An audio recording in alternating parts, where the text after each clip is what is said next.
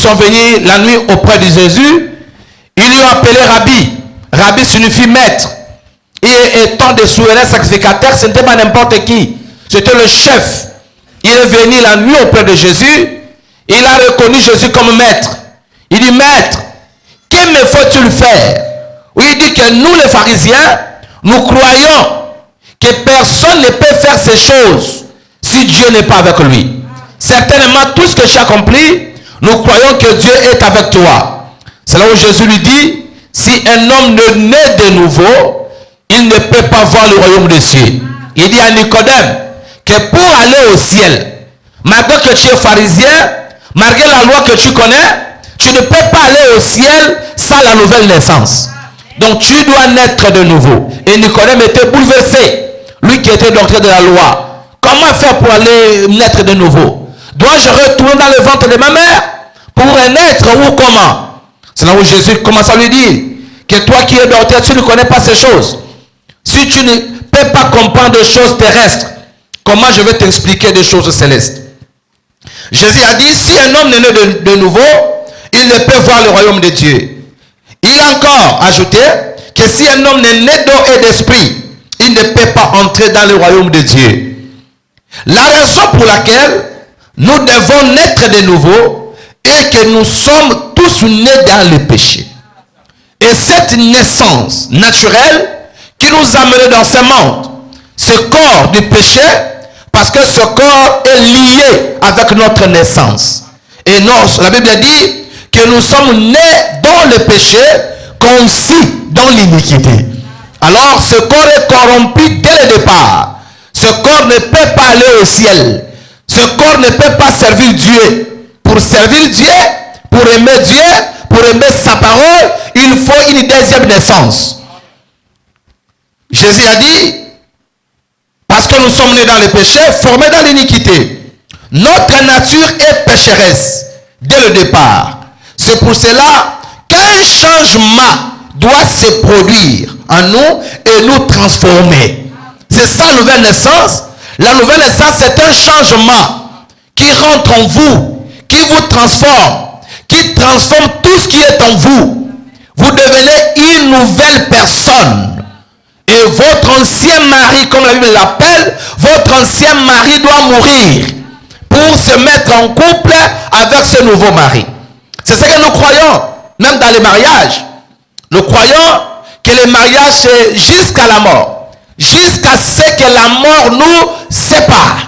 Alors quand il y a la mort, c'est ce que nous croyons dans le message, que aussi longtemps que l'homme vit, aussi longtemps que la femme vit, devant les gens ou devant l'État, vous pouvez dire que vous êtes divorcé. Mais devant Dieu, vous ne l'êtes pas. Devant Dieu, vous restez liés jusqu'à la mort. C'est pourquoi nous ne croyons pas au divorce. Amen, amen. Nous ne croyons pas au divorce. Ce qui fait que dans le message, si un couple se divorce, l'homme, bon, comme la Bible le dit, l'homme peut aller se remarier, mais la femme ne peut pas se remarier. La femme est liée à son mari et elle ne peut aussi longtemps que cet homme-là vit. La femme n'a pas droit au mariage. Pourquoi? Elle est toujours liée avec son ancien mari. Parce que le mariage c'est jusqu'à ce que la mort nous sépare. Ce ne sont pas de simples paroles. C'est des choses qui sont réelles. Et c'est dans la même chose dans le spirituel aussi. Parce que le mariage naturel typifie le mariage spirituel. Donc vous avez été marié avec l'homme de ce monde, qui est le diable, qui est la chair, qui est le désir de ce monde, parce que nous sommes nés dans cela. Maintenant, quand vous acceptez Christ, vous voulez renoncer à votre ancien mari, qui était le diable, qui était ces choses qu'on faisait quand on était dans le monde. On doit renoncer à tout ça pour accepter ce nouveau mari. Mais ce mariage-là, avant que ça puisse se faire, il faut d'abord la mort de votre ex. Votre ex doit d'abord mourir, afin que vous puissiez vous engager à ce nouveau mari. Donc, c'est pourquoi la Bible dit que nous devons crucifier le corps. Nous devons crucifier le désir de ce corps. En d'autres termes, le désir de ce corps doit mourir pour être nouvelle créature, pour se mettre en couple avec Christ.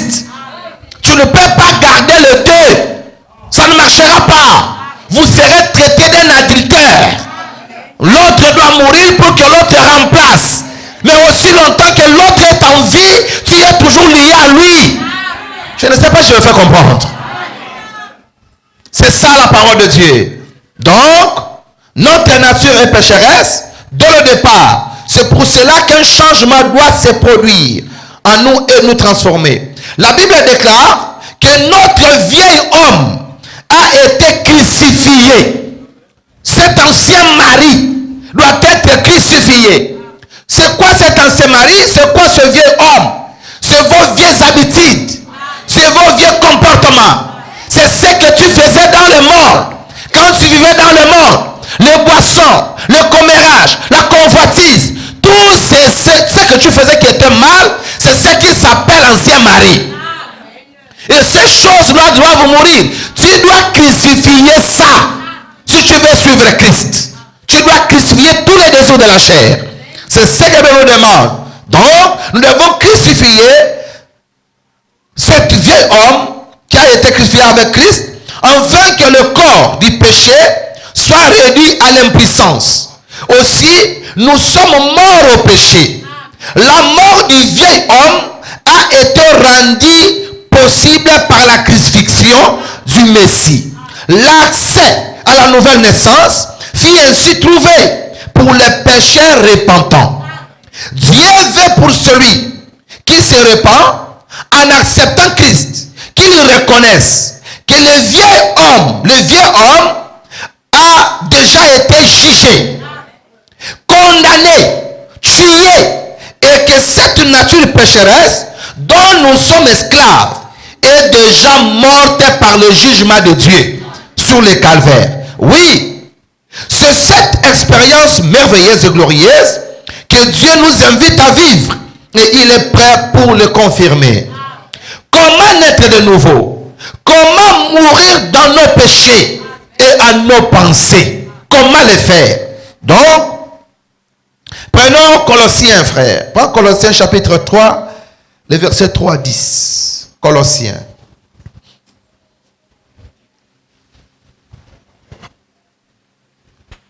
Nous lisons dans Colossiens chapitre 3, versets 3 à 10. Oui.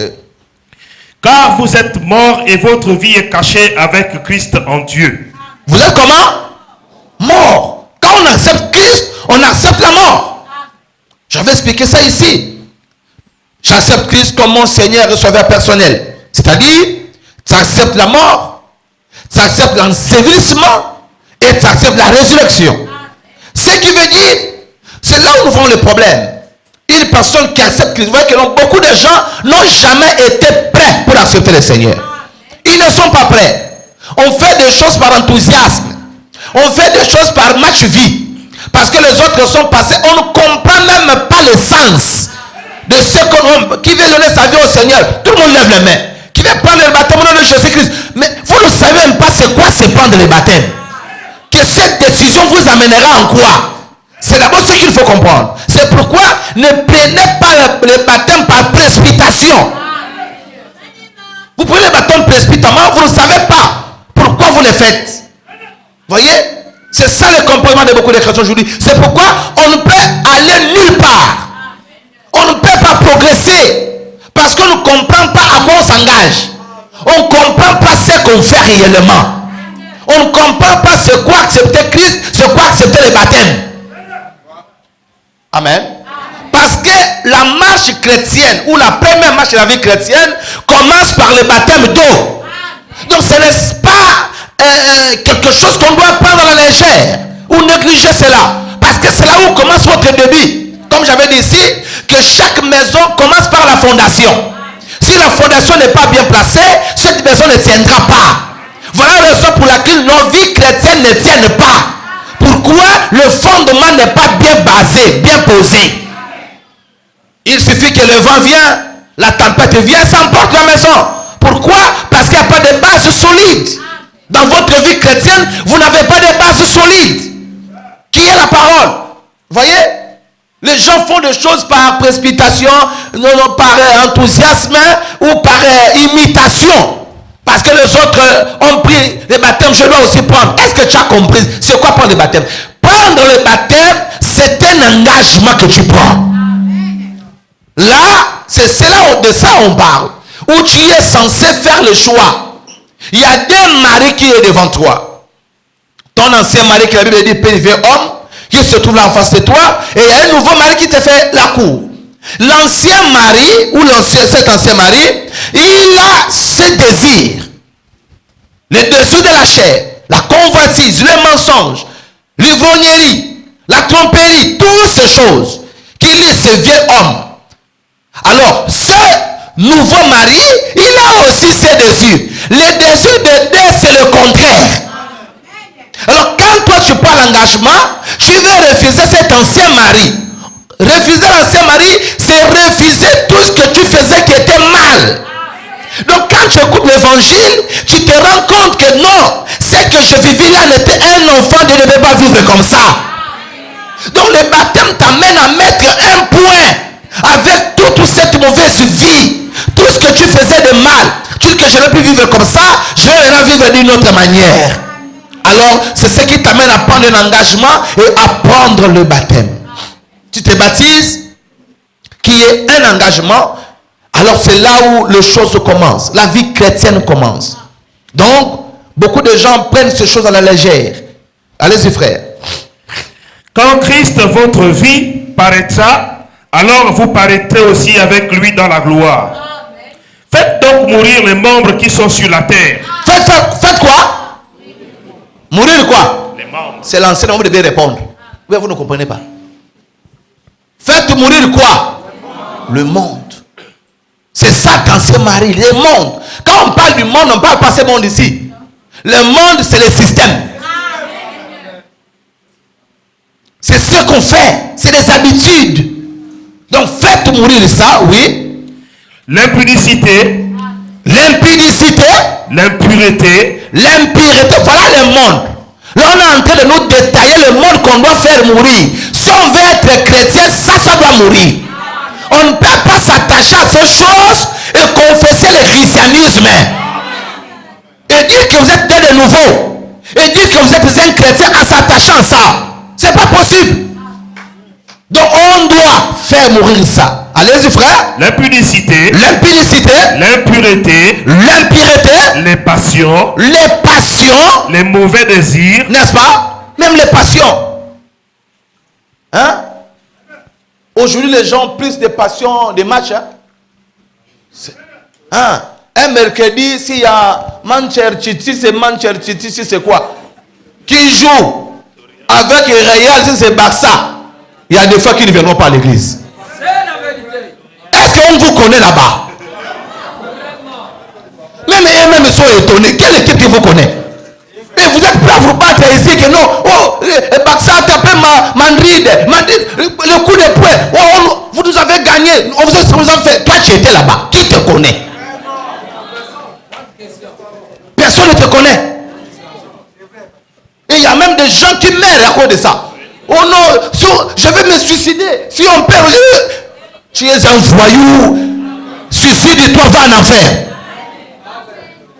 C'est quelque chose que même le coach ne te connaît. Même pas le coach seulement. Personne ne te connaît. Voyez? Donc, voyez que ce sont des passions que les gens ont. Des passions qui sont contraires à la parole de Dieu. Mais les gens s'attachent à ça. Les séries, voilà. Des séries, par cause d'une série à la télévision. Comme ça va passer vers... Et le diable est rusé. Il met ça que dans l'heure de culte. Et vous, étant qu'enfant de Dieu, vous avez un choix à faire. Et quel choix que vous faites? Non, je ne peux pas rater ça. La partie là. Si je regarde la partie là vraiment. Et on coupe que là où c'est beau. Et toi, chrétien, qui est né de nouveau, la parole et le série, il y a le choix à faire. Tu connais quoi ce que tu choisis. Tu peux rester à la maison, regarder ça qui est venu écouter la parole. Allez-y, frère. Les mauvais désirs. Les mauvais désirs. Oui. Et la cupidité qui est une idolâtrie. Et quoi? C'est quoi la cupidité? L'idolâtrie. vérité, tu ne partages pas. Tu aimes trop l'argent. Un rendez-vous d'argent avec l'église, le choix est clair. Pour nous tous ici.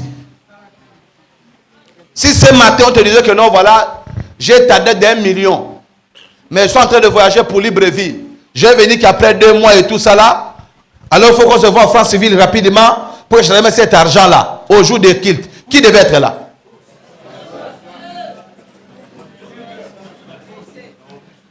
Qui ne devait pas partir dans ces rendez-vous là? Dit que non frère, ton argent doit attendre. Je vais d'abord aller prier, je pars à l'église, on verra ça après. Qui le fera? Personne. On aime l'argent plus que la parole. On aime l'argent plus que Dieu. Oh, nous devons surmonter ça. L'argent, c'est un Dieu mauvais. Le Dieu de ces pêches mauvais, c'est l'argent et la femme. Les deux choses là qui tuent le monde. L'argent et quoi? L'argent et la femme. Amen. C'est de l'idolâtrie. Allez-y frère. C'est à cause de ces choses que la colère de Dieu vient sur les fils de la rébellion, parmi lesquels vous marchiez autrefois, lorsque vous viviez. C'est à cause de ces choses que la colère de Dieu vient sur les enfants de la rébellion, pas sur vous. Là on nous enlève, nous qui avons pris la décision d'être des chrétiens. C'est à cause de ces choses que la colère de Dieu descendra sur cette génération rebelle, qui ne connaissent pas Dieu, d'où nous avons marché autrefois. Allez-y frère. Les fils de la rébellion parmi lesquels vous marchiez autrefois, oui, lorsque vous viviez dans ces péchés. Maintenant, renoncez à toutes ces choses. Faites quoi? Quand on devient chrétien, voilà le combat que nous avons. Beaucoup de gens pensent que le christianisme, c'est se faire membre d'une église. Donc le fait que vous avez pris baptême dans l'église, vous êtes là assis, c'est fini. Vous avez fini votre travail. Alors, pour votre information, vous n'avez même pas encore commencé. Amen. L'église locale comme ce que nous avons ici ne sauvera personne. Tu ne peux pas être membre d'Alliance Tabernacle et aller au ciel. Il n'y a pas un ciel d'Alliance Tabernacle. Le ciel, c'est le ciel de la parole. Il y a une seule église qui va aller au ciel. Cette église s'appelle le corps mystique du Seigneur Jésus-Christ. Voilà l'église dont vous devez être membre. Amen. Amen. Il n'y a qu'une seule église, il n'y a pas deux. Ça, ce n'est pas une église. Ça, ce n'est pas une église. C'est un rassemblement. On peut appeler ça éloge. Oui. C'est un endroit où on tient des réunions. Ce n'est pas... bon, vous voyez, vous ne savez pas que non, surtout en Europe et tout ailleurs, ils louent des salles pour faire l'église. Et des salles le matin, peut-être c'était la Rose, je crois qu'il y avait des réunions. Ils ont fini les réunions. Quand ils quittent, les chrétiens viennent aussi. Les heures sont déterminées. Hein? Ils viennent aussi, quand il finit, il y a la fête le soir. Ils viennent, une fête, il finit. Il y a toutes choses qui se passent là-bas. C'est ça. L'église, qui est cette maison, ne sauve personne. Le fait de prendre le baptême, de t'asseoir comme tu t'es assis là, ça ne signifie pas que tu es au ciel. Ça, ce n'est que le début. La marche est encore devant toi. Amen, amen. Tu dois maintenant avancer. Tu dois maintenant aller de l'avant. Allez-y, frère. Renoncez à toutes ces choses. Renoncez à toutes ces choses. À la colère. À la quoi? Parce que nous, ici, on pense que le péché, c'est l'impudicité. Le péché, c'est le sexe. La colère que tu as là, ce n'est pas un péché. La brutalité que tu as là, ce n'est pas un péché. Toi qui n'as pas de patience, toi qui n'as pas de tempérance, un petit là, tu te fâches, un petit là, tu grondes. C'est l'esprit de Dieu qui est là. Le péché, ce n'est pas seulement le sexe. Le péché, c'est seulement la boisson. Même la colère, c'est un péché. Ah, quelqu'un peut dire amen. À cause de la colère, Dieu a privé quelqu'un de ne pas voir les canons. À cause de la colère. Vous connaissez, non? Moïse, à cause de la colère, il a cassé les tables de la loi. Il a tapé le rocher des fois. C'est la colère qui lui a fait faire ça. Est-ce que Dieu a laissé ça impuni? Hein? Vous avez la colère, mais vous pensez que ces autres qui sont des païens, toi tu n'es pas païen parce que tu... D'abord, frère Branham dit qu'un enfant de Dieu doit être un agneau. Et frère Branham dit que la colombe qui est le Saint-Esprit se posera que sur l'agneau. Frère Branham dit dès que vous adoptez une nature de lion, la colombe s'envole. Là, il n'y a pas des amens, hein? La colombe s'envole. La colombe ne supporte pas. Toujours tu es en chalet. Toujours tu es colérique. Hein? Tu as la colère. Et tu ne chasses jamais ça. Tu ne pries pas pour que Dieu te délivre de la colère. Toi, les yeux, c'est sur les autres. Mais comme on dit qu'il y a comme quelqu'un qui voit la petite paille dans l'œil de son frère, c'est ce qu'il voit. Mais pourtant, lui-même, il a le contreplaqué dans l'œil, mais il ne voit jamais ça. C'est ça le comportement de beaucoup de croyants aujourd'hui. Il n'y a pas de amens à cela.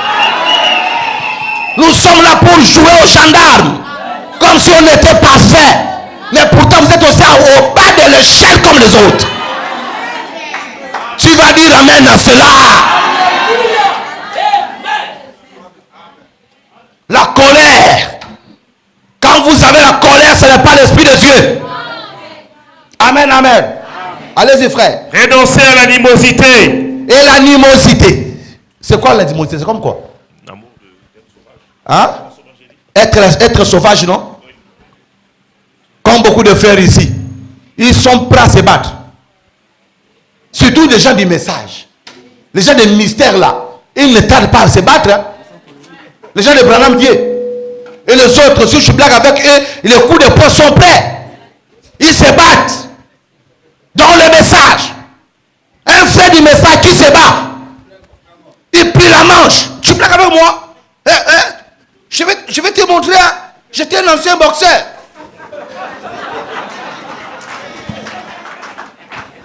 Ancien boxeur. Tu n'es pas ancien, tu es toujours le boxeur.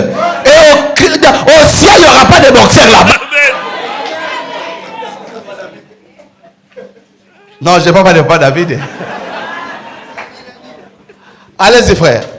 Renoncer à la calomnie. Renoncer à la calomnie. Oui. Aux paroles déshonnêtes qui pourraient sortir de votre bouche. Aux paroles déshonnêtes qui pourra sortir des mensonges, oui. Qui pourra sortir de votre bouche. De ce côté-là. Qui ne ment pas ici, lève la main. Celui qui sait qui ne ment pas. Ce n'est pas un péché, non? Un menteur. Une menteuse par excellence. Dès qu'il gratte la tête, c'est sorti. Le mensonge. Mais avec ça, on va aller au ciel. On doit renoncer à ça. On doit renoncer à ces choses pour être agréable à Dieu. Je parle aux enfants de Dieu. C'est le comportement que les chrétiens ne doivent pas avoir, des mensonges. On ne peut pas te faire confiance à cause de ton mensonge. Amen. Dis la vérité. Même si ça va coûter la mort, dis la vérité. Mais attendez, si les mensonges n'étaient pas un péché, Dieu n'allait pas réprimander William Branham. Écoutez, quand vous êtes un enfant de Dieu, hein, si vous avez une faiblesse, Dieu vous le fera payer cash. Parce que Dieu ne veut pas que vous ayez ça. Branham a menti. Et après les mensonges, Dieu l'a laissé comme ça. Qu'est-ce qu'il a fait après? Il a réparé. Même les mensonges se réparent. Il n'y a pas des amens? Les mensonges font comment? Tu as menti. Tu as menti quelqu'un. Comme j'ai dit qu'aujourd'hui, voilà comment nous faisons. En fait, nous péchons. Après pécher, il y a la voie que Dieu a tracée pour arranger les péchés que nous faisons. Il y a une voie que Dieu a tracée. Et cette voie-là, c'est la voie de la repentance. Dans la repentance, il y a la confession. Dans la repentance, il y a la réparation. Dans la repentance, il y a la restitution. Mais qu'est-ce que les gens font? Quand ils pêchent, Il dit non, d'abord, après tout, pas devant l'homme, moi je parle devant Dieu. L'homme va retenir mon péché. C'est seul Dieu qui peut me pardonner et oublier. Tu viens devant Dieu, Seigneur, tu sais ce que j'ai fait. Seigneur, pardonne-moi. Seigneur, au nom de Jésus, Amen. Tu sors là, toi tu penses que tu es purifié. Tu te bats. Tu te trompes. Tu as juste purifié au niveau de ta conscience. Ce n'est pas le péché là qui est quitté. Tu as juste arrangé ta conscience vis-à-vis de toi-même. La confession ne se passe pas comme ça. Ce n'est pas comme ça que ça se passe. Donc nous devons arrêter avec toutes ces choses, les mensonges. Allez-y frère. Ne mentez pas les uns aux autres. Ne faites quoi? Répète non frère. Ne mentez pas les uns aux autres. Ne mentez pas les uns aux autres. Combien de fois tu as menti les gens? Combien de fois? Et ce ne sont pas n'importe qui tu mens, des chrétiens, des fils de Dieu, des filles de Dieu, plus forte encore les pasteurs. On vient au bureau du pasteur et on met le pasteur dans son propre bureau. Et on se dit enfant de Dieu, on se dit fils de Dieu, on se dit fille de Dieu, on cherche le ciel. Allez-y frère. Ne mentez pas les uns aux autres. Vous étant dépouillés du vieil homme et de ses œuvres. Vous étant dépouillés du vieux homme. Ça, ce sont les œuvres de qui? Oh, les gens sont tristes. C'est les œuvres du vieux homme. Donc quand on est encore dans toutes ces choses, c'est que le vieux homme est toujours là. Amen. Amen. C'est que tu n'es pas né de nouveau. C'est que tu n'es pas encore mis en couple avec Christ. Alléluia. Parce que quand tu te mets en couple avec Christ, Christ te donne sa nature. Mais la nature des choses que tu fais, ça montre la nature de ce vieux homme, de ton ex, que tu pensais abandonner, il te suit jusqu'à l'église. Même quand tu es membre de l'église, le vieux homme est toujours là. Il dit toi et moi jusqu'à la mort, à la gare. Je ne peux pas me quitter comme ça. Hein? Je te poursuis. Même à l'église, je suis là avec toi. Il te suit partout. Allez-y frère. Vous étant dépouillés du vieil homme et de ses œuvres, et ayant revêtu l'homme nouveau qui se renouvelle dans la connaissance, selon l'image de celui qui l'a créé. Vous avez revêtu un homme nouveau qui se renouvelle dans la connaissance. C'est-à-dire vous progressez dans la connaissance de la parole, dans la connaissance de Dieu, dans la connaissance du principe de la vie chrétienne. Vous grandissez. Pas de gens qui ne grandissent pas dans la foi. Depuis que vous avez cru le message, Rabbi ne change pas, c'est toi. Rabbi qui ne change pas, tu ne grandis pas. La même personne, les mêmes comportements, les mêmes habitudes, rien ne change. Tu viens faire quoi à l'église? À l'église, on vient pour suivre les enseignements afin de changer. Mais si tu ne peux pas changer, ne viens pas à l'église, reste à la maison. C'est mieux. Parce que venir à l'église, ça signifie l'imitation du christianisme. Tu es en train d'imiter quelque chose que tu n'as pas. Tant mieux que tu... Comme j'ai souvent dit que quand il faut aller en enfer, hein, il faut le mériter. Non, mériter. Mériter d'aller en enfer. Comme c'est prévu que tu vas aller en enfer, bois comme il le faut. Cours les femmes comme il le faut. Cours les hommes comme il le faut. Mens comme il le faut. Faites tous à l'extrême. Sachant que non, après ça, je pars en enfer. À quoi ça sert de se priver d'autre chose, mais de faire d'autres, tandis que tout va t'amener à la même place, à un même endroit? Ça servira à quoi? Donc, alors, si tu passes à aller au ciel, tu dois tout abandonner et suivre ce chemin du ciel, ce chemin de mépriser. Allez-y, frère, c'est fini? Ok. Donc, voilà, l'accès à cette nouvelle naissance, la nature du monde doit mourir en nous. La nature du monde doit mourir. C'est ça l'accès à cette nouvelle naissance. Ça signifie la mort en soi-même. Pas de mort, pas de nouvelle naissance. Pas de mort, pas de vie. C'est la loi. Même la nature le dit.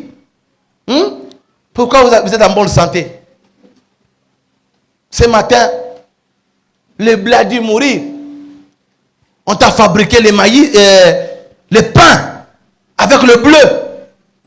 C'est ce que tu as mangé pour venir ici. Le blé a dû mourir. Le poulet a dû mourir. Le feu de manioc a dû mourir. Pour que tu aies la vie. Pour que tu sois en bonne santé. Surtout toi qui ne supportes pas la faim là. Quelque chose a dû donner sa vie pour sauver ta vie. Amen, amen. Et dans le spirituel, c'est la même chose. Tu ne peux pas avoir la vie si tu ne sais pas la mort. Donc pour avoir la vie éternelle, il faut aussi la mort. La mort de quelque chose. Donc l'accès à la nouvelle naissance signifie la mort. On doit accepter de mourir à toutes ces choses pour avoir l'accès à cette nouvelle vie. Vous devez naître de nouveau. Brochure.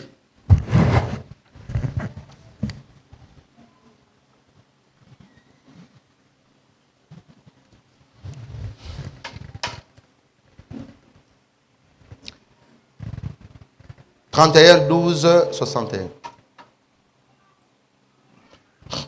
Commençons au paragraphe 64 à 70.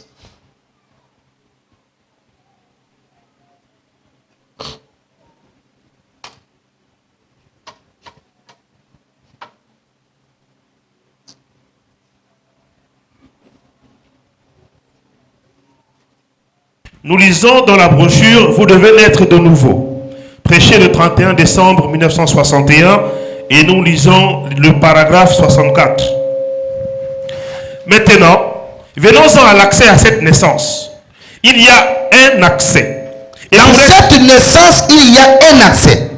Un seul, il n'y a pas deux. Il n'y a qu'un seul pour entrer dans cette naissance, oui.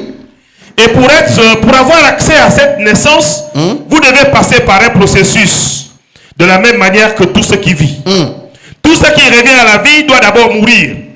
Vous ne pouvez pas conserver le même esprit. Vous ne pouvez pas conserver les mêmes habitudes. Vous ne pouvez pas conserver les mêmes pensées. Est-ce que vous comprenez un peu? Tu ne peux pas conserver les mêmes habitudes que tu avais quand tu ne priais pas, quand tu n'étais pas chrétien. Tu es devenu chrétien, tu gardes les mêmes comportements, les mêmes habitudes, la même nature. N'importe que seulement tu t'es porté une peau de la religion. Oh, je prie. Je prie à la parole parlée. Je crois au message. C'est juste une peau. En d'autres termes, c'est juste une couverture. Est-ce que vous êtes là? Frère Branham appelle cela, c'est juste le fait de figuier le nom de la religion. Ça ne vous sauvera pas. Hein? Ça dit changer la peau des habits, la peau, la couverture. La religion, je prie. Mais à l'intérieur de cette couverture-là, tu es la même personne. Le même comportement, les mêmes habitudes. La même nature. Qu'est-ce qui a changé? Seulement la religion, le nom de la religion qui a changé. Rien de plus. Allez-y, frère. Vous devez mourir. Vous devez faire quoi? Mourir. Vous devez mourir. Oui, frère. Vous devez mourir comme lui était mort.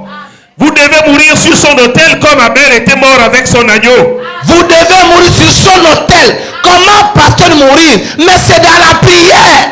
Tu connais tes faiblesses. Tu connais tes hauts et tes bas. Tu dois mourir ici. Que Seigneur, cette nature, je ne le veux pas. Seigneur, ces habitudes, je ne le veux pas. Seigneur, ce comportement, je ne le veux pas. Je veux être une personne changée.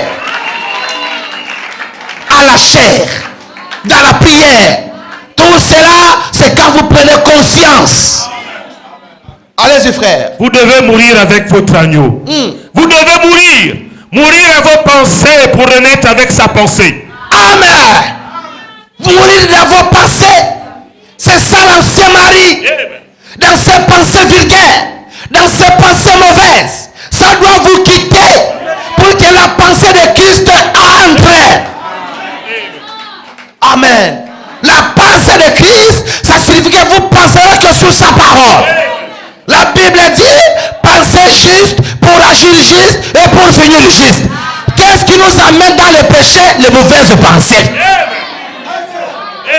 Quand vous pensez mal, vous allez mal agir et vous finirez mal. Je sais de quoi je parle. Oh mal, c'est le seul accès où Satan rentre. C'est au niveau de la pensée. Et le péché commence au niveau de la pensée. Frère Branham dit que la pensée c'est une grossesse. Dès que cette grossesse entre, ça finira par grandir. Grandir après, ça va faire l'enfant. C'est ce que dit frère Branham. Allez-y frère. Ayez en vous la pensée qui était en Christ. Ayez en vous la pensée qui était en Christ. Oui frère. Vous devez avoir ces pensées. Et maintenant, frères et sœurs, Oui. laissez-moi vous dire ceci au mieux de ma connaissance. Oui. Comment pouvez-vous avoir ces pensées et régner sa parole et prétendre pourtant que vous êtes né de nouveau?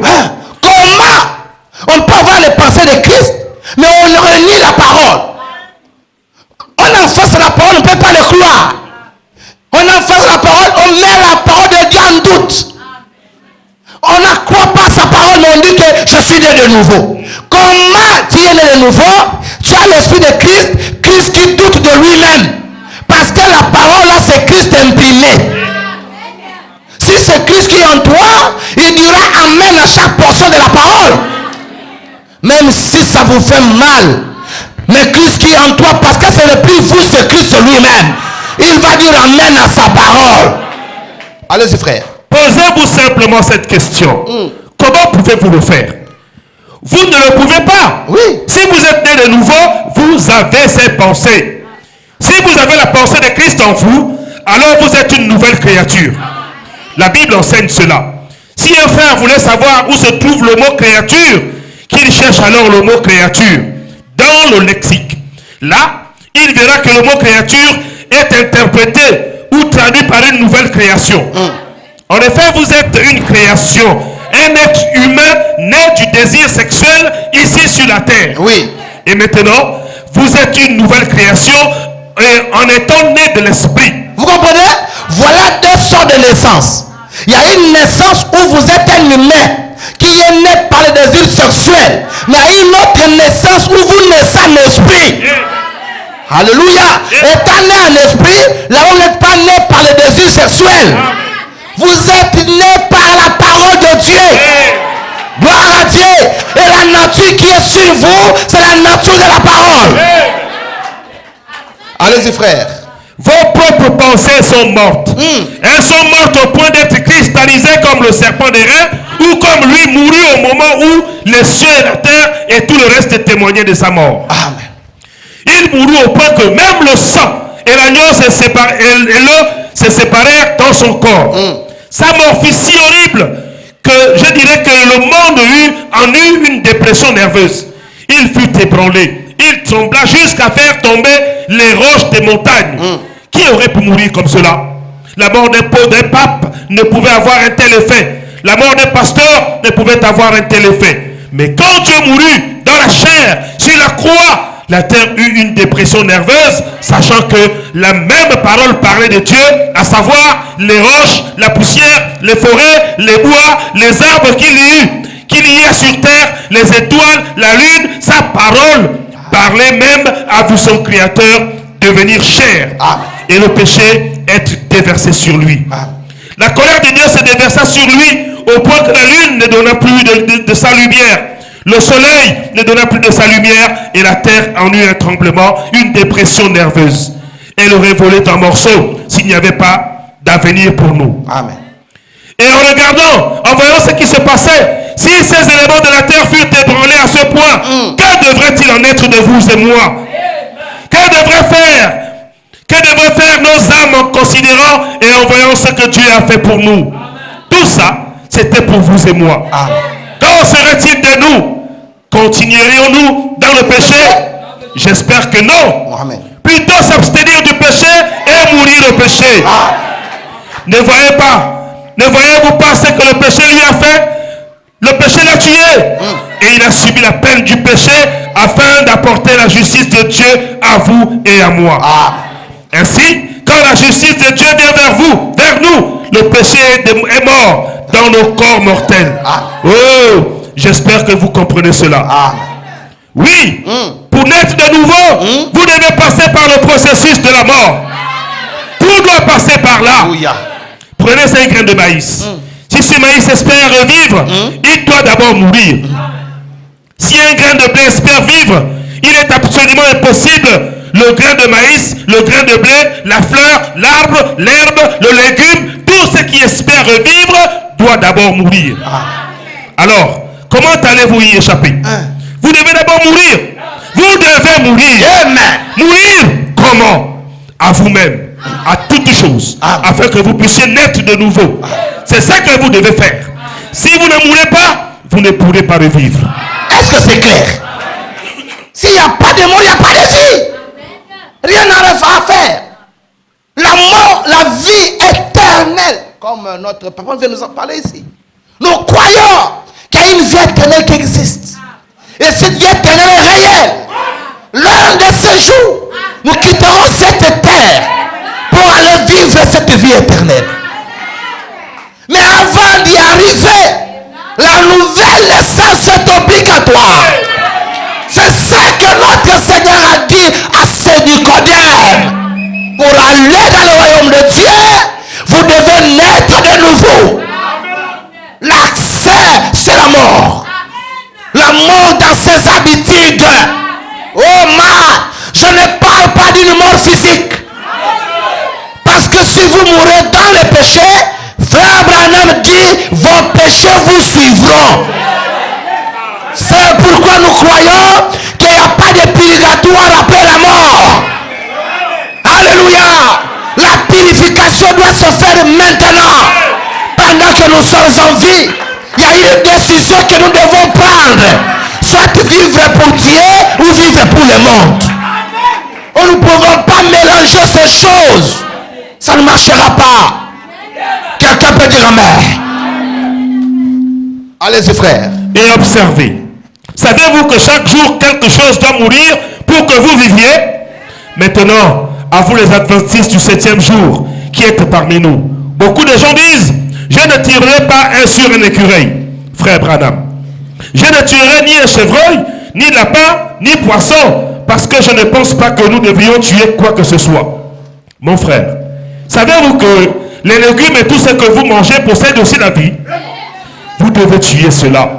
La seule façon pour vous de vivre dans cette vie, c'est quand quelque chose doit mourir pour que vous viviez de sa vie morte. Ainsi, si quelque chose doit mourir pour que vous viviez de sa vie mortelle, ici sur la terre, pour vivre en vie mortelle, quelqu'un ne doit-il pas mourir afin que, par sa vie, vous viviez éternellement? Est-ce que vous le croyez? Alléluia. Cet évangile est vrai. Ce message est la vérité. Oh, le christianisme, il n'y a pas une religion qui peut dépasser le christianisme. Parce que pour voir que ce Dieu qui est derrière cela, le christianisme n'a pas de paix avec la nature. Oh, je sens la présence de Dieu avec moi ici. Si dans cette vie ici, pour vivre, il faut quelque chose meure. Alléluia. Alors pour aussi avoir la vie éternelle, pour vivre dans la vie éternelle, quelque chose doit aussi mourir. Voilà la raison pour laquelle Dieu s'est fait chair. Il a pris le corps du Seigneur. Il devait prendre notre place. Il a dû mourir pour nous. Alléluia. Pour que nous puissions avoir sa vie. C'est pourquoi nous devons avoir sa vie réellement. Parce qu'il a donné sa vie pour nous. Si on n'a pas la vie éternelle, sa mort sera en vain.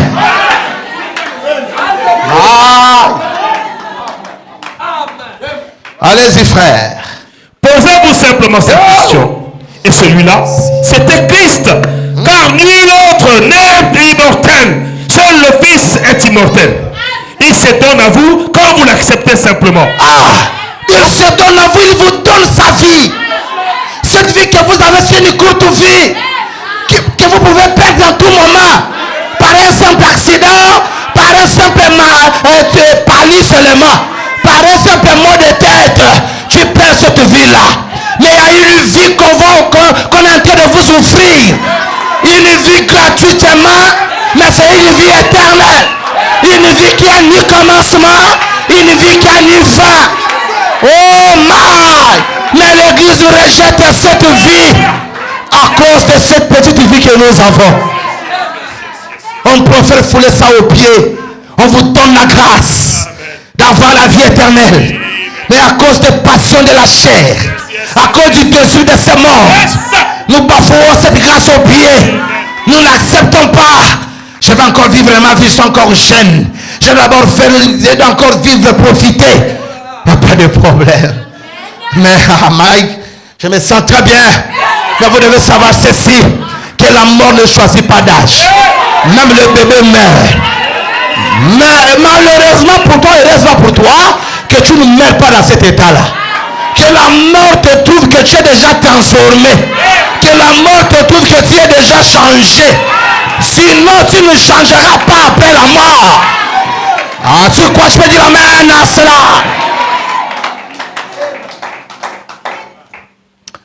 Allez-y. Donc, ça doit mourir.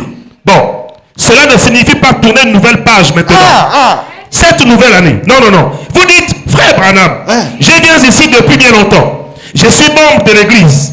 Cette année-ci, je vais tourner une nouvelle page et repartir à zéro. Ce n'est pas de cela qu'il s'agit.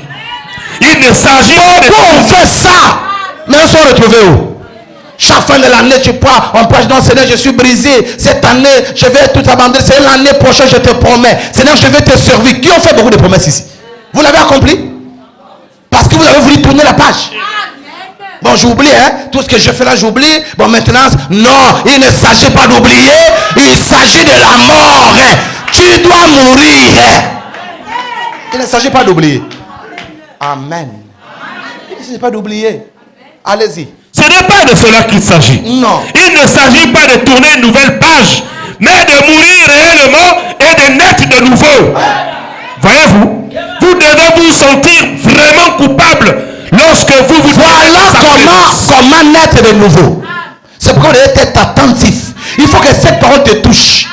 Parce que c'est en se sentant coupable de tout ce qui se dénonce ici qui t'amènera à une nouvelle naissance. Quand tu seras coupable, tu viendras vers Dieu avec la sincérité. Que Seigneur, c'est l'ignorance. Je ne savais pas tout ça. Mais maintenant je suis au courant. Tu vas pleurer dans sa présence. Et c'est là souvent la nouvelle naissance se passe. Mais tellement que les gens sont insensibles à la parole. On prêche, on passe que le pasteur fait son discours. Et après le discours, on va sortir, on va partir. On va continuer nos vies. La parole est devenue comme un discours. La parole n'est pas un discours. La parole de Dieu, c'est Dieu qui s'adresse directement à votre cœur. Et il le fait pour que vous preniez une décision. Il le fait, c'est pour que vous changez.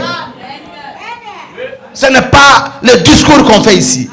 Allez-y, frère. Vous devez vous sentir vraiment coupable lorsque vous vous tenez dans sa présence.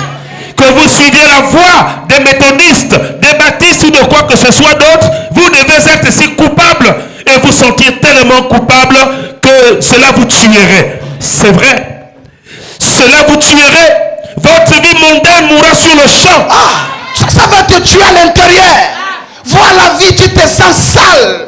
Avec tout ce que tu fais, la vie que tu mènes. De penser que Christ a donné sa vie précieuse. Pour que je puisse la voir, mais voilà comment je me comporte. Ça va te briser. Tu vas te sentir déshonoré. Tu vas te sentir sale. Hein? C'est comme ça qu'on abandonne le péché. Aussi longtemps que le péché ne devient pas une saleté pour toi, tu vas continuer de vivre dans ça. Pour arrêter avec le péché, ça doit arriver à un niveau de t'énerver. C'est-à-dire quand tu penses à ce que tu fais, ça te met en colère. Tu t'en veux en toi-même. Oui, quand vous arrivez à ce niveau-là, tu vas abandonner. Mais si tu penses à une diverture, tu te divertis en faisant ça et tout, tu vas continuer ta vie. Tu vas continuer de boire, tu vas continuer de fumer, tu vas continuer de faire tout ce que tu fais. Comme c'est un divertissement pour toi. Mais quand ça arrivera au niveau, tu vas t'énerver contre toi-même. Oui, frère, ça m'est déjà arrivé. Où tu t'appelles bête, tu t'appelles maboule, tu tapes le coup de poing au mur. Tu dis, mais qu'est-ce qui me prend même? Tu commences à parler seul. C'est en ce moment que tu vas arriver vers la fin des choses. Mais si longtemps que ça ne te gêne pas. Oh my. Parce que les gens aujourd'hui, nous avons peur qu'on dévoile nos vies devant les hommes. Mais aussi longtemps que ce n'est pas encore dévoilé, je peux continuer de faire ce que je fais. Mais pour abandonner le péché, ça doit arriver au niveau de te gêner toi-même. Tu ne te gênes pas des gens, mais tu te gênes de toi-même. Tu es seul, toi, avec ta conscience. Quand tu te regardes, tu te vois sale. Est-ce que les gens me comprennent ici? Quand tu arrives à ce niveau, tu vas abandonner. Tu vas laisser. Allez-y, frère. Vous devez vous sentir sous coupable dans la présence de Dieu que votre vie mondaine mourra sur le champ. La question du péché sera réglée pour vous quand vous vous tiendrez dans sa présence. Quand vous serez ainsi, vous serez certain de vivre parce que vous êtes mort. La seule façon pour vous de revivre, c'est de mourir d'abord afin de revivre. Maintenant, vous voyez où je veux en venir, n'est-ce pas? Oui. Ce n'est que la naissance. C'est que la naissance, la nouvelle naissance, mourir d'abord pour naître de nouveau. Et si les choses du monde sont encore en vous, vous n'êtes pas né de nouveau. Mais dites amen à ça, c'est clair. C'est pas moi qui dis, c'est le message. Je suis concerné moi-même. Quand les choses du monde ne sont pas encore morts, ça signifie quoi? Oh. Ça signifie qu'on n'est pas encore né de nouveau. Né de nouveau signifie le monde mort. Si le monde n'est pas encore mort, tu n'es pas né de nouveau. Allez-y, frère. Comment pouvez-vous prétendre être né de nouveau quand il y a encore le mensonge, la calomnie, que les choses du monde en vous? Comment pourrez-vous le faire? Bon, répondez. Comment on peut prétendre être né de nouveau? On ment. On calomnie. On fait tout ce qu'on dit mal qu'on fait là. On se connaît. Chacun connaît sa conscience. Nous sommes ici, mais chacun en face de sa conscience. Comment on peut être né de nouveau? On est des chrétiens, nés de nouveau. Mais on a encore ces choses-là, mais on est orgueillés. Les mensonges, la calomnie et toutes ces choses. C'est encore là. Mais on dit qu'on est né de nouveau. On joue à quoi? Ça, c'est quel jeu qu'on joue? On joue avec nos âmes? Allez-y, frère. L'autre jour, des jeunes chrétiens, un groupe de gens, je ne dis pas qu'ils ne le sont pas, mais en regardant des photos des chrétiens et des chrétiennes, tous charmants, tous ensemble, en maillot de bain, en train de nager, voyez-vous, c'est simplement, ils disaient, c'est ça, le vrai amour. Ça, c'est une vraie souillure. Ce n'est pas l'amour. L'amour s'exprime différemment de cela. On peut dire amen à cela. Il dit, il voit un groupe de jeunes gens. Il regarde des photos de chrétiens et de chrétiennes. Tous charmants. Tous ensemble en maillot de bain. En train de nager dans Libreville. On se là où se trouvent les hommes. Toi aussi la femme, tu enlèves les habits. Non, c'est Libreville. Ça signifie qu'on est libre. Et on dit on est de nouveau. Devant les gens, un chrétien qui se lave dans une plage, en maillot de bain. Ils sont ici. Ici à Mwanda, c'est des chrétiennes. Nés de nouveau. Quand ils partent à Libreville, oubliez ça. Là-bas, ils sont en pantalon. À Libreville, ils sont au bord de la mer, nus, avec des slips. Parce que là-bas, les pasteurs ne les envoient pas.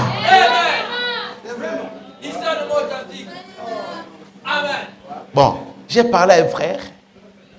On a eu un peu d'entretien et tout. Frère, qu'est-ce qui s'est passé et tout? Dis-moi, pasteur, depuis que tu es au courant de mon péché, vraiment, j'ai honte. J'ai honte de toi. J'ai honte de venir à l'église. J'ai dit, mais vous êtes des vrais hypocrites. Hein? Donc, parce que je suis au courant de ton péché, tu as honte de venir à l'église. Mais quand je n'étais pas au courant, tu venais à l'église. Mais Dieu n'était pas au courant de ça aussi.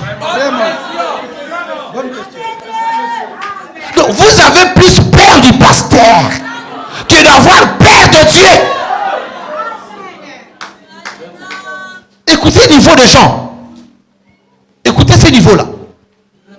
Quand on pêche comme dans notre chambre, Dieu le voit. Donc là, on n'a pas peur. Mais on a peur que les gens soient au courant. On a peur que quelqu'un m'interpelle. C'est de ça qu'on a peur.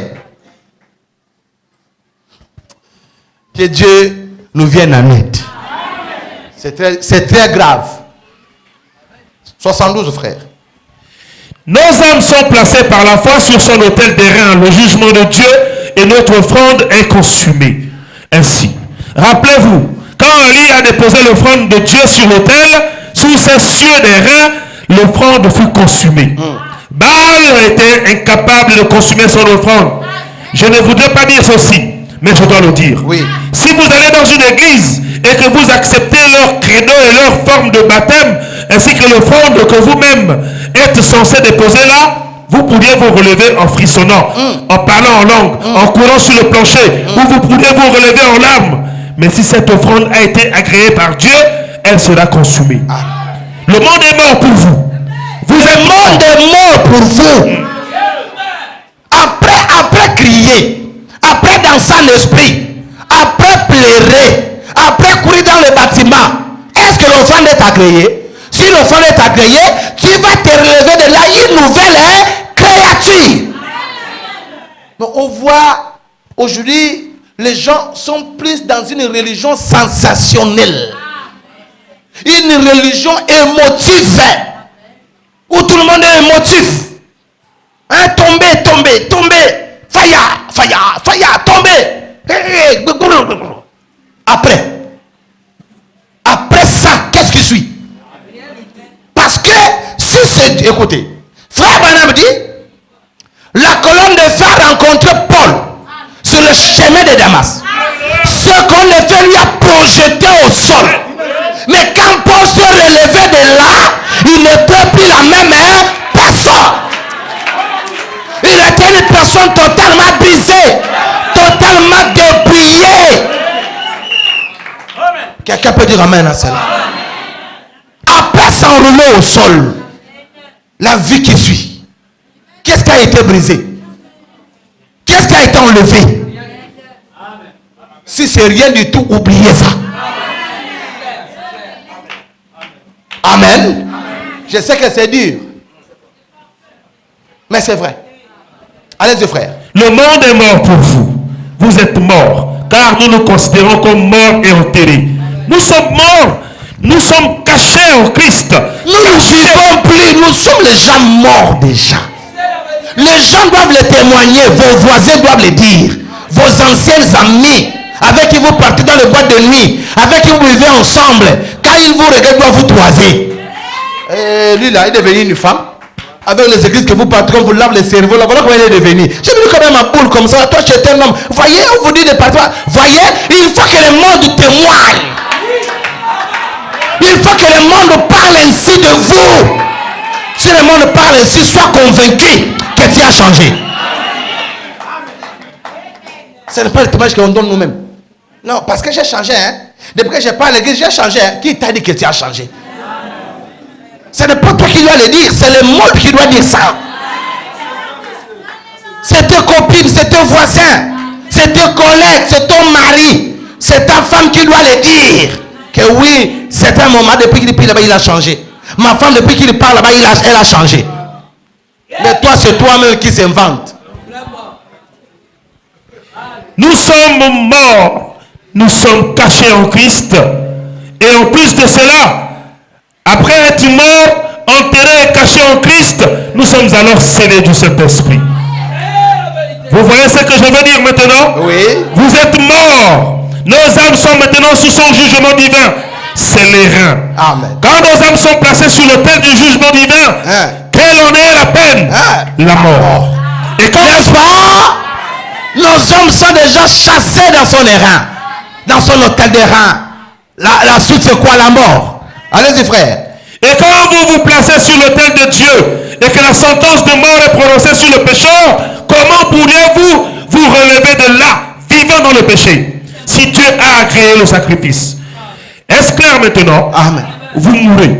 Vous êtes réellement consumés et vous êtes cristallisés. Amen. Il ne reste rien de vous, sinon cette forme dans laquelle vous vous tenez, comme le serpent des reins. Est-ce que vous comprenez un peu? C'est-à-dire, il y a plus, c'est la carcasse qui est restée là. C'est vraiment la carcasse sur laquelle vous vivez là. Donc, vous êtes déjà mort. Vos sens ne fonctionnent plus. Vos désirs charnels, ça ne fonctionne plus. Vous devenez des personnes totalement différentes. On voit, c'est vrai que le même coq qui c'est comme la voiture. On a levé le moteur. On a changé. On a levé le moteur de... Je ne connais même pas. De Daihatsu, on a placé le moteur... De quoi? De Toyota. Hein? Mais le coq reste le coq de Daihatsu, c'est quoi? Mais à l'intérieur, ce n'est plus le même moteur. C'est de ça qu'il s'agit. Je suis en train de lister pour que vous compreniez. C'est-à-dire que la chose qui vous faisait vivre est déjà ôtée. C'est de ce qui vous amenait, qui vous a fait mener là-bas dans les boîtes de nuit, dans les hôtels, dans toutes ces choses. C'est déjà parti. On voit juste le coq qui est resté. Amen, amen, amen. Ça a la même forme. Mais quand vous approchez, vous démarrez, ce n'est plus le même son. Ce n'est plus le même son. Les choses ont changé. Le son a changé. Pourquoi le son a changé? Le moteur a changé. Ce n'est plus le même moteur. Ils ont remplacé. C'est ce que nous devons censés être. Le même visage. La même sœur. Mais ce n'est plus la même personne. C'est le même, ne dors pas. C'est le même visage, mais ce n'est plus la même personne. Parce que la personne, ce n'est pas le visage. C'est le visage de la personne. Mais la personne, ce n'est pas le visage. Il ne reste rien de vous, sinon cette forme dans laquelle vous vous tenez, comme le serpent d'airain, comme Christ l'était lorsqu'on l'a descendu de la croix, mort et froid. Vous êtes mort. Pourquoi? Parce que vous êtes sur le thème du jugement de Dieu. Quel est son jugement? Quand le juge prononce la sentence, quelle est sa sentence? C'est la mort. Et quand vous déposez votre âme sur son autel de jugement, pour vous, c'est votre mort. Est-ce que vous comprenez maintenant? Oh, vous pourriez vous relever de là et faire n'importe quoi. Vous pourriez danser dans l'esprit. Vous pourriez crier comme n'importe qui le ferait. Vous pourriez courir ça et là sur le plancher. Vous pourriez vous joindre à toutes les églises. Vous pourriez faire tout ce que vous voulez. Je parle au pentecôtiste maintenant. Et retourner directement souiller la femme d'un autre. Briser le foyer d'un autre. Certaines d'entre vous, femmes, vous retournez directement à cela. Est-ce que vous comprenez? Après, dans ça, n'est-ce pas, faire toutes ces choses, qu'est-ce que nous faisons après? Aller convoiter, aller faire adultère, aller voler, aller tricher. Vous voyez qu'après avoir dansé l'esprit à l'église, après avoir poussé de cris de joie, après faire toutes ces choses, les œuvres ne suivent pas. Quelqu'un peut dire amen? Les œuvres ne suivent pas. En fait, les œuvres ne témoignent pas de la chose qui se trouve en vous. C'est ça le problème. Allez-y, frère. Vous retournez directement à cela, à vos péchés, malgré que la parole vient à vous pour que vous fassiez ce qui est loi. Et la parole, malgré la parole. La parole vient pour faire quoi? Oh, est-ce que les gens ne comprennent pas ce que je dis ici? J'ai dit, hein? Bon, je commence à poser des questions. Regardez-moi bien dans les yeux, parce que la question devient. Alléluia. Je te donne le micro, tu réponds. Tan, tan, tan, tan. C'est Chanel, c'est juste toi que je viens. La parole, on a dit que la parole vient faire quoi? Réponds dans le micro. La parole vient faire quoi? Elle dit, elle ne sait pas. Pour vous dire que non, les gens ne sont pas là. Ils sont où? Je ne sais pas. D'ailleurs, je vais les dire quoi? Parce que tu as triché là. Hein? Toi, tu as la brochée, la main, tu as triché. Même la sœur Christine est en train de lire. Vous allez répondre. La sœur tourne les délits. Pas moi. Mais regardez-moi ici, non? Je suis devenu votre ennemi. Le micro. Oui, amenez le micro.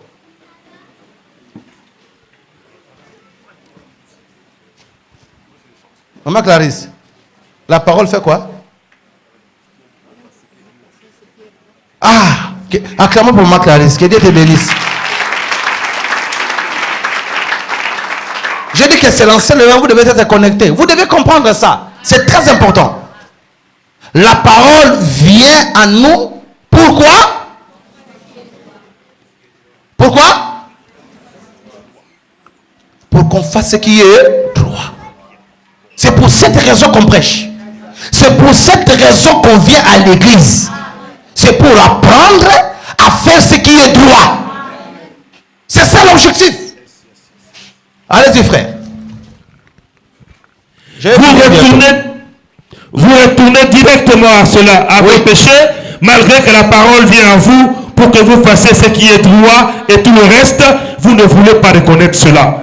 Vous, femmes, qui êtes sous cette emprise, vous ne voulez pas laisser pousser vos cheveux. Qui t'amène à ça d'abord?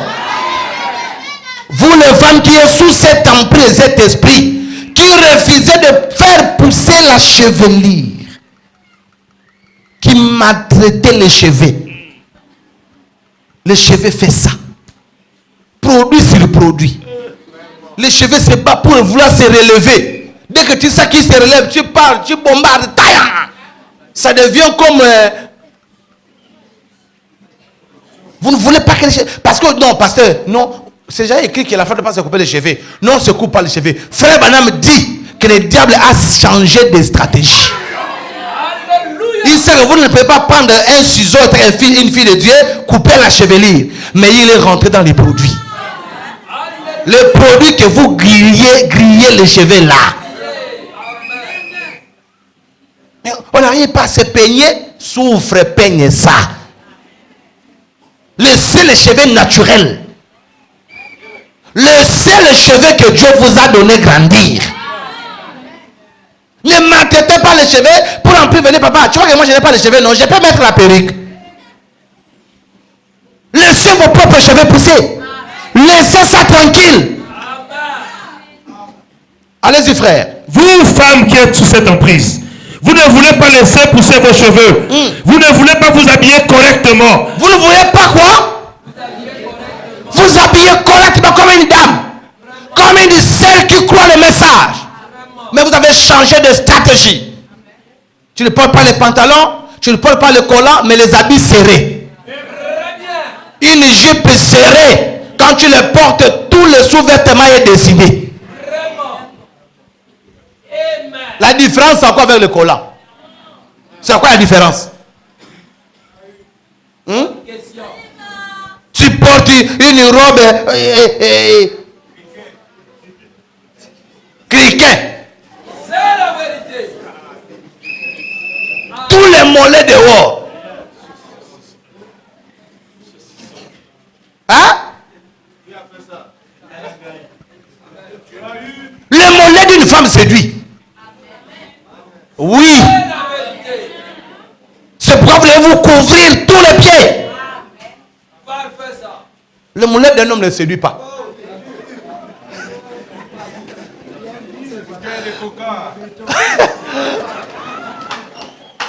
Hein? L'homme dans les pieds, il est vilain. Et c'est les mêmes hommes qui sont vilains là qui portent des culottes. Avec tes pieds branqués, si c'est branco, si c'est branca, si c'est comment, tu es d'abord vilain dans les pieds, c'est toi qui es en culotte. Vraiment. Amen.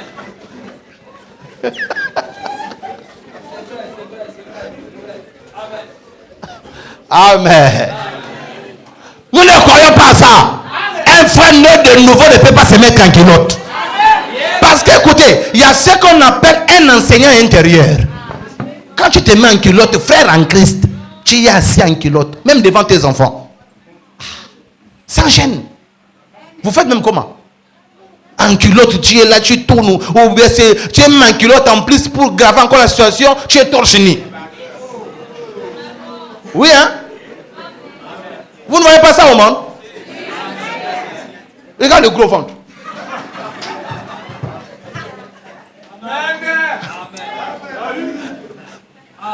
Il est là au salon, il tourne avec la culotte. Un gros papa. Et il a des grands enfants, hein? Le pauvre Sidi.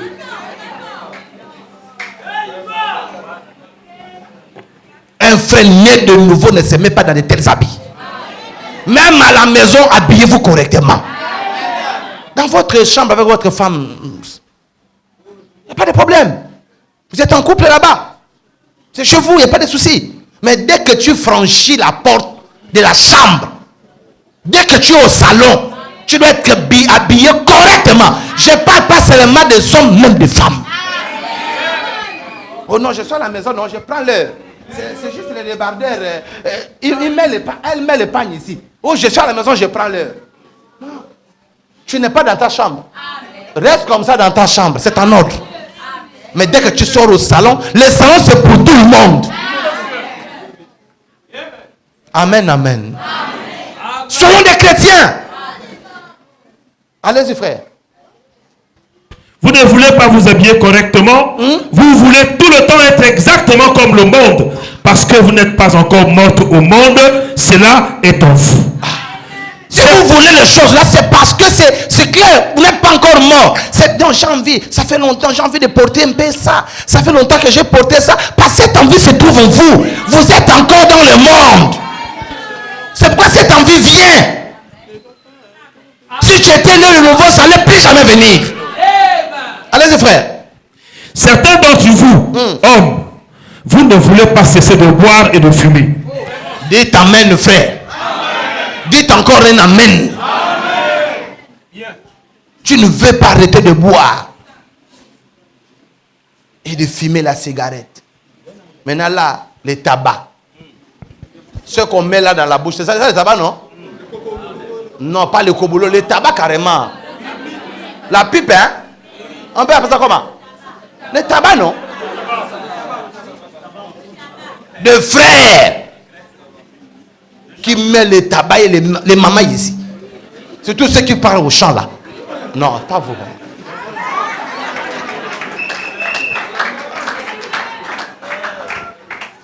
Vous mettez le tabac. Nous ne croyons pas ça. On ne croit pas à la cigarette. On ne croit pas à l'alcool. Oh non, c'est juste 2%. 2% c'est l'alcool. Même si c'était 1, combien, c'est l'alcool. L'alcool, c'est l'alcool. Non, on ne croit pas ça. Toute boisson enivrante, on ne croit pas. Allez-y, frère. Vous les hommes, vous ne voulez pas arrêter de convoiter ces femmes ignobles, habillées de façon immorale. Quand vous les voyez dans la rue, c'est ce qu'on fait. C'est ce qu'on fait. Il y a d'autres qui ont changé de stratégie. Non, je ne peux plus draguer à l'église, sinon ils vont aller trahir chez les pasteurs. Maintenant, ils partent draguer des païennes. Toi-même là, ta femme là est comme ça, pourquoi? Parce que tu l'as fait quoi le message, non? C'est-à-dire que le message qui est vrai, sois naturel, ma chérie. Je veux que tu sois naturel. Bon, maintenant, tu la laisses, elle qui est naturelle. Tu parles maintenant de draguer celle qui a les bijoux. Les cerfs, c'est ça, non? C'est qui a le boucle d'oreille, c'est qui a les chaînettes, mais pourtant ta femme, tu l'as interdit ça. Païen.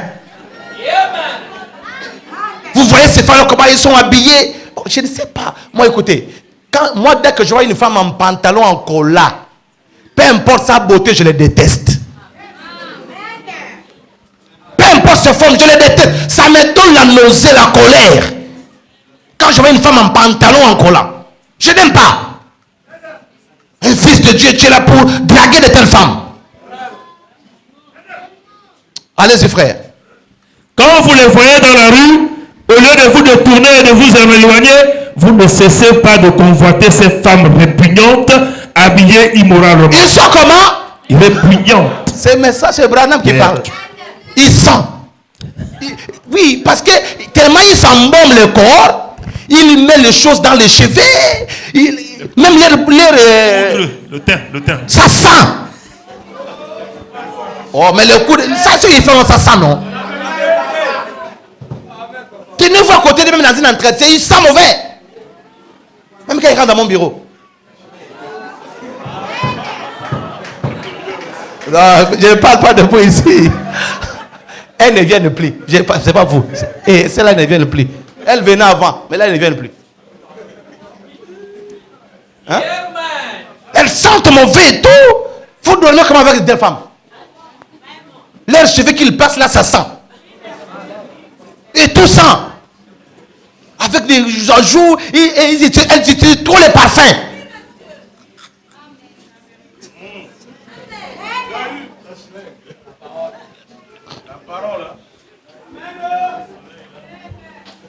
Tu sens d'abord mon vin, tu mets encore les parfums.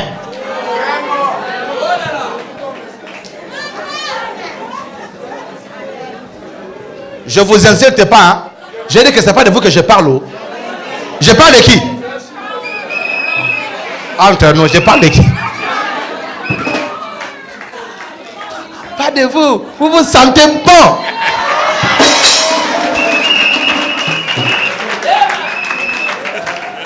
Vous êtes la femme du roi. C'est dessus là.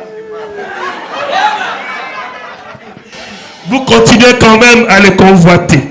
Pourquoi? C'est parce qu'il y a encore le monde en vous. C'est parce que quand vous avez encore ces choses-là qui vous attirent vers ce genre de femmes, c'est parce que vous êtes pareil. La profondeur appelle la profondeur. Ce qui est en eux, ce qui est en vous. C'est pas ça vous attire. Ça ne peut pas attirer un véritable fils de Dieu.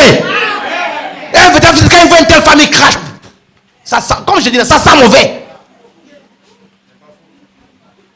Allez-y. Cependant, si ce sacrifice a été agréé, vous êtes morts. C'est exact. Saisissez-vous ce que je veux dire. Comprenez-vous de quoi je parle? Bon, si votre âme repose sur cet autel du jugement des reins de Dieu, alors Dieu agrée le sacrifice.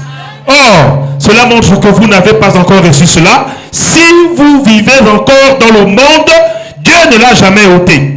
Maintenant, vous qui parlez de recevoir le Saint-Esprit et qui dites qu'il faut recevoir le Saint-Esprit, vous y êtes. Tant que Dieu n'a pas agréé ce sacrifice, tant que celui-ci n'est pas là, sous son jugement, et que son jugement n'a pas réellement tué vos sens, vous pouvez dire, bien, je vais tourner une nouvelle page. Ce n'est pas ça. Bien, je sais que je fumais, je vais arrêter de fumer.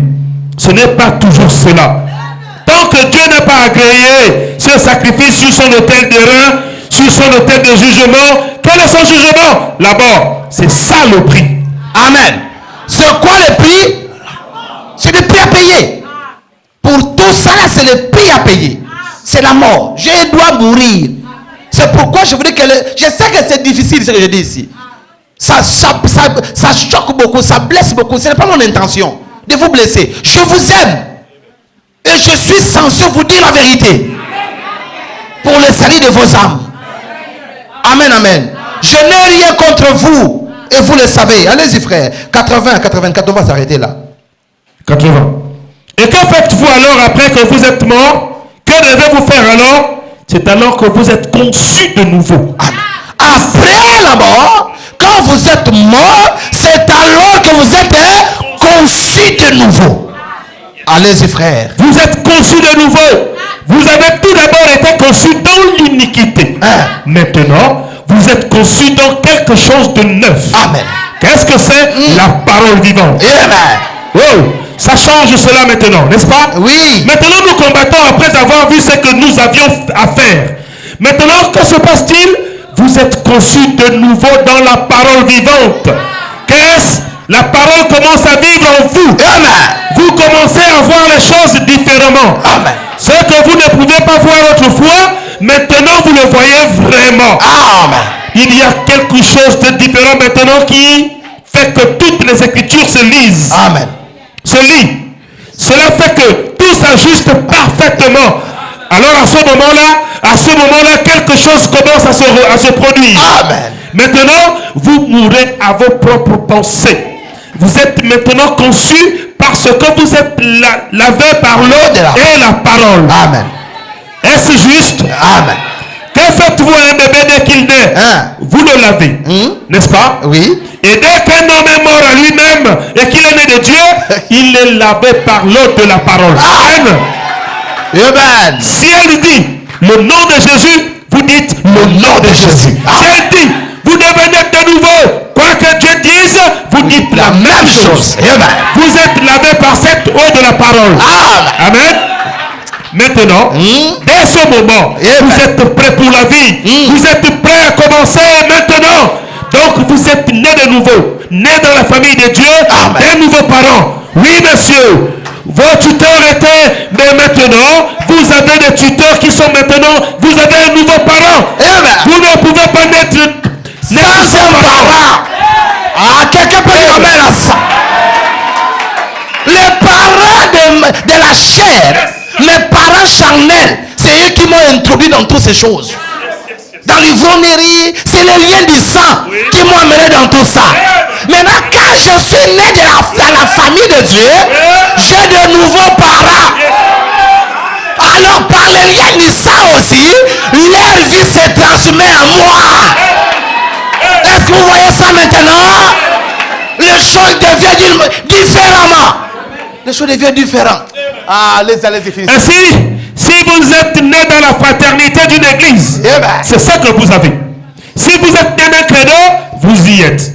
Mais, si vous êtes né en Dieu, conçu dans sa parole, vous avez un nouveau parent, c'est Dieu. Ah. Est-ce que tu peux dire amen à cela? Qui va avoir un parent qui s'appelle Dieu? Yes. Un nouveau parent. Yes. Or, un nouveau parent consiste à avoir une nouvelle vie. Yep. À une nouvelle naissance. Est-ce que vous êtes heureux d'avoir un autre parent? Je vais avoir ce parent. Je vais appartenir dans la famille Jéhovah. C'est lui-même notre propre parent. Ah, je pense qu'il y avait des gens qui aiment la parole ici. Qui devaient se dire debout, dire amen, le pasteur. Allez-y. Vous avez un nouveau parent. C'est Dieu. Il est prêt à révéler sa parole parmi nous, parmi vous. L'annoncer par vous. Oh, un nouveau parent. Il est prêt à révéler sa parole par vous. Pas seulement ça, mais à l'annoncer aussi par vous. Quand les gens vous voient, vous représentez le royaume. Alléluia. C'est comme dans le naturel, hein? Ah, tu peux dire amen? Un ambassadeur du Gabon au Congo représente le Gabon. Toutes les décisions qu'il prend, les autorités gabonaises doivent les reconnaître. Parce qu'il est le représentant. C'est la même chose. Pendant que vous êtes ici, vous représentez votre famille. Vous le croyez? Oh my! Je crois que vous représentez votre famille ici. Si à la mort dans votre famille, Dieu peut passer par vous pour chasser cette mort-là. S'il y a quelque chose qui se passe là-bas, Dieu peut passer par vous pour révéler la chose. Mais du côté spirituel, nous sommes placés sur la terre. Et nous avons un nouveau parent. Et nous les représentons. Où que tu sois, tu représentes le nouveau parent. C'est pourquoi n'aie pas peur. Il te protégera. Il prendra soin de toi. Si tu prends soin de sa parole, oui, il prend soin de toi. Vous le croyez de tout votre cœur. Terminons. Oh my. Vous avez un nouveau parent, c'est Dieu. Il est prêt à révéler sa parole parmi nous, parmi vous, à l'annoncer par vous. Oh, un nouveau parent. Ce parent, c'est Dieu. Il est prêt maintenant à prendre sa parole qu'il a déjà prononcée et à la mettre en vous pour la vivifier. Hey! Il est prêt à prendre sa parole. Pas n'importe quelle parole. À prendre ses promesses. À les mettre en vous. Et il va vivifier cela. Que cette portion de la parole devienne une réalité. Tu peux dire amen à cela. Je suis mort pour vos péchés. Par mes méfissures, vous avez été guéris. Si vous êtes son parent et que tu es malade ce matin, le ciel est ici. Il peut prendre cette parole. Il doit le mettre en vous. Il doit vivifier cette parole. Et tu peux te guérir là où tu es. Oh! Le nouveau parent. Ah, fini mon frère. Maintenant donc, vous recevez votre formation aujourd'hui. Vous êtes quoi? N'ayez pas peur de problème. N'ayez pas peur de difficultés. Nous sommes en pleine formation. Nous allons affronter le pire. C'est pourquoi la parole de Dieu est en train de nous former. Pour nous donner des ailes solides. Parce que bientôt il y aura la confrontation. Nous allons nous confronter avec le diable. Parole sur parole. Il est écrit, il est aussi écrit. Il est écrit, il est aussi écrit. Oh! My! C'est la réalité. Oh! Maintenant donc, vous recevez votre formation. La formation d'office. C'est ça qui est pénible. Quand vous pensez que vous devez faire ceci et que la parole vous arrête et vous montre quelque chose d'autre. C'est ça qui est difficile. Quand toi tu veux faire ça, tu veux te comporter comme ça. La parole dit non, ce n'est pas comme ça. C'est comme ça que tu dois le faire. L'accepter c'est un peu difficile, mais c'est la formation. Alléluia. Oh my. Allez-y frère. Eh bien. Eh bien, là il croit cela. Peu importe ce qu'il croit, voici ce que Dieu a dit. Vous devez vous occuper des affaires du Père. Maintenant, vous naissez de nouveau. Maintenant, vous devenez droit. Vous avez été redressé. Vous devenez comment? Vous ne serez plus dans les affaires louches. Hey my. Vous ne serez plus dans les chemins enserpentés. Tu deviens une personne droite. Tu diras la vérité. Tu te comporteras comme un croyant. Tu te comporteras comme un chrétien. Pourquoi? La parole t'a redressé. C'est ça l'objectif de la parole. C'est de nous ramener sur le droit chemin. Oh my. Je peux dire amen. Oui frère. Maintenant vous devenez droit. Vous avez été redressé. Oui. Vous avez un nouveau parent. Ainsi. Si vous êtes né de nouveau et que vous avez un nouveau parent, alors vous avez une nouvelle nature. La vieille nature est morte et vous avez une autre nature. Autrefois, vous alliez dans une direction. Maintenant, vous allez dans une autre. Autrefois, vous alliez donc vers le bas. Et maintenant, vous vous dirigez vers le haut. Vous vous affectionnez aux choses d'en haut. Alléluia. Tu t'intéresses aux choses d'en haut. Le monde ne te dit plus rien. Les fêtes ne te dit plus rien. Alléluia. Les choses que tu aimais autrefois, ça devient de la pianteur dans tes yeux. Tu regardes, tu craches. Je ne peux plus retourner dans ça. C'est de la vomissure. Je suis un fils de Dieu. Je suis une fille de Dieu. Je ne peux plus remettre ça. Je ne peux plus remettre les pantalons. Je ne peux plus me remettre dans le copinage. Je ne veux plus parce que j'ai changé de vie. Oui. Vous n'aimez plus les choses du monde. Votre affection est pour Dieu. Vous ne vous souciez plus de ce que disent les gens qui se moquent de vous et disent que vous êtes vieux chien ou quelque chose de ce genre. Cela vous importe peu. Cela ne me dérange pas. Oh, tu as vieilli. Tu n'étais pas comme ça. Tu étais trop belle. Qu'est-ce qui s'est passé? Ça ne me regarde pas. Ça ne me regarde plus. Dites ce que vous voulez. Mais tu étais un bon gars. On prenait un pot. Qu'est-ce que je suis devenu? On avait notre petite copine à côté. Même si je suis à la femme, il faut avoir une copine à côté. Oh, ça ne m'intéresse plus. Quelqu'un peut dire amen. Qui se moquent de vous et disent que vous êtes vieux jeu ou quelque chose de ce genre, cela vous importe peu parce que vous êtes né d'en haut. Et vous vous affectionnez aux choses d'en haut. Dieu n'a pas honte de vous. Et vous n'avez pas honte de lui. C'est juste. Il faut dire amen à cela. Dieu n'a pas honte de moi. Mes parents peuvent dire on a honte de toi. Tu nous fous quoi dans la famille? Heureusement pour vous, j'ai un qui n'a pas honte de moi. J'ai un qui est prêt à me défendre. Alléluia. Pendant que les familles de ce monde m'abandonnent, j'ai une autre famille. Gloire au Seigneur. J'ai un autre parent. Même si je suis orphelin, c'est devant vos yeux. Mais dans le spirituel, j'ai un papa qui veille sur moi.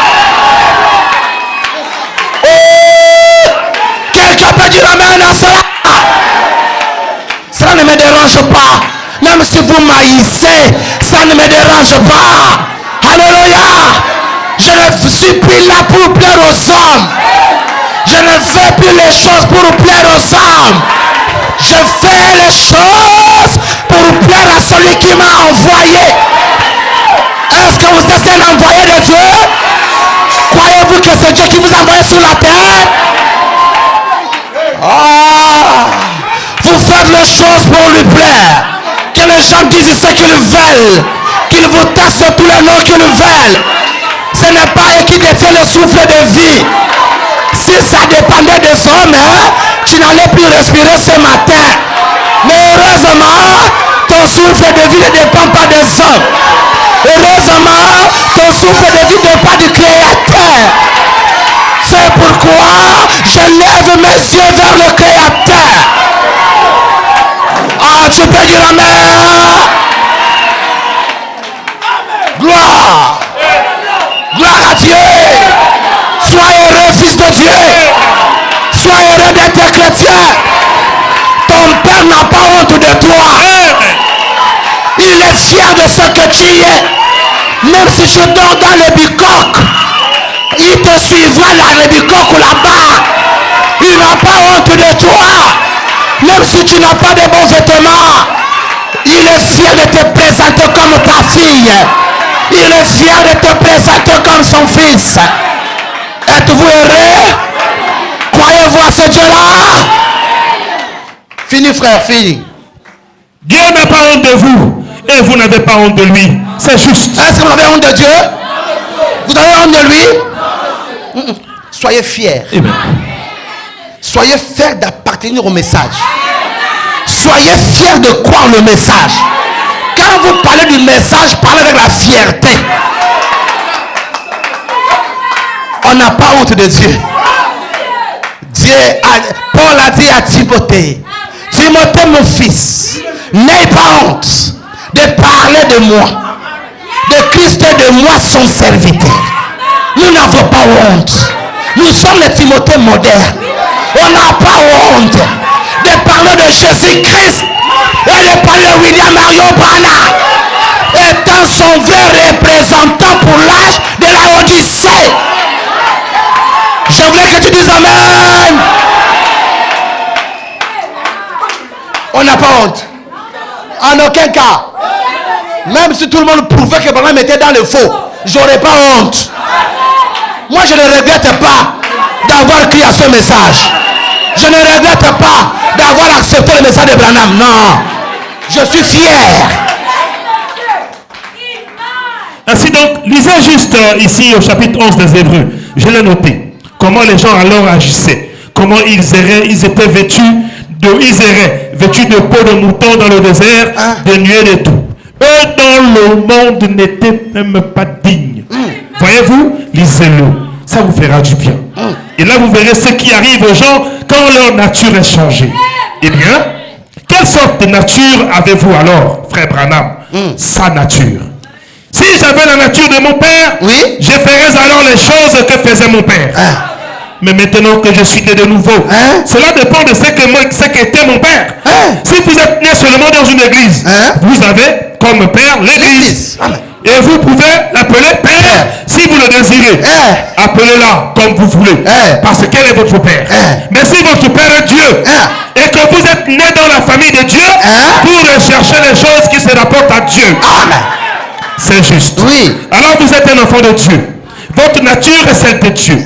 Alors quand certains, vous les entendez, certains d'entre eux dire, notre église croit que les jours des miracles sont passés. Comment pouvez-vous croire que les jours des miracles sont passés quand la nature même de Dieu est en vous? Quand lui-même est absolument miracle. Sa nature est un miracle. Oh là là. Ses habitudes sont un miracle. Tout ce qu'il est un miracle. Comment pouvez-vous être autre chose qu'un miracle? Votre nouvelle naissance est un miracle. Votre nouvelle vie est un miracle. Votre nature est un miracle. Comment pouvez-vous regarder en arrière et dire, vous êtes une nouvelle créature, une nouvelle création? Certainement. Quelqu'un peut dire amen à cela. Notre Dieu, c'est un miracle. Son attitude, c'est un miracle. Ses œuvres sont des miracles. Et je suis né de nouveau, c'est un miracle. J'ai la nature de Dieu, c'est un miracle. J'ai abandonné le monde, c'est un miracle. Alors je m'appelle miracle. Tu t'appelles comment? Tu t'appelles comment? Tu t'appelles miracle. Si tu acceptes ça, que le miracle t'accompagne. Tu t'appelles miracle. C'est le nouveau nom. Je m'appelle miracle dès aujourd'hui. Tout ce que je suis, c'est un miracle. Mon mariage, c'est un miracle. Mon travail, c'est un miracle. Mes enfants, c'est un miracle. Tout ce que je suis, c'est un miracle. Mon Dieu s'appelle un miracle. Les prophètes s'appellent un miracle. Et je m'appelle. Acclamons le Seigneur. Que Dieu vous bénisse. Que le ciel vous bénisse. Je suis très heureux. Oh, gloire au Seigneur. Je suis très content. Merci Seigneur. Je me sens heureux de la pure parole de Dieu.